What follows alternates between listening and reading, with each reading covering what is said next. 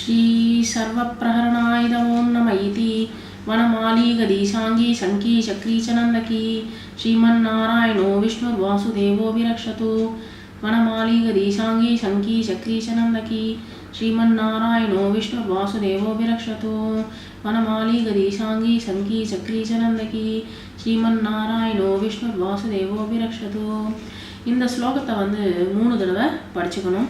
வனமாலி அழகான ஒரு கழுத்தில் வந்து பூமாலையை வந்து போட்டிருக்கிறவர். கதி கௌமுதி அப்படின்ற ஒரு கதையை வந்து கையில் வச்சிருக்கிறவர். சாங்கி சாங்கம் அப்படின்ற ஒரு வில்லை வந்து கையில் வச்சிருக்கிறவர்.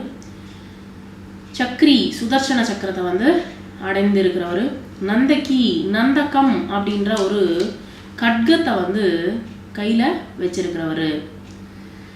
அதை போல் இருக்கிற ஸ்ரீ மகாவிஷ்ணுவை வந்து எங்களை வந்து காப்பாற்றணும். ஸ்ரீமன் நாராயணோ விஷ்ணு வாசுதேவோ விரக்ஷது அப்படின்னா ஸ்ரீமன் நாராயணான விஷ்ணுமூர்த்தி வந்து எங்களை வந்து வாசுதேவருடைய மகனான ஸ்ரீ மகாவிஷ்ணு வந்து எங்களை எல்லாரையுமே காப்பாற்றணும் அப்படின்றது இந்த ஸ்லோகத்து மூலிமா தெரிய வருது.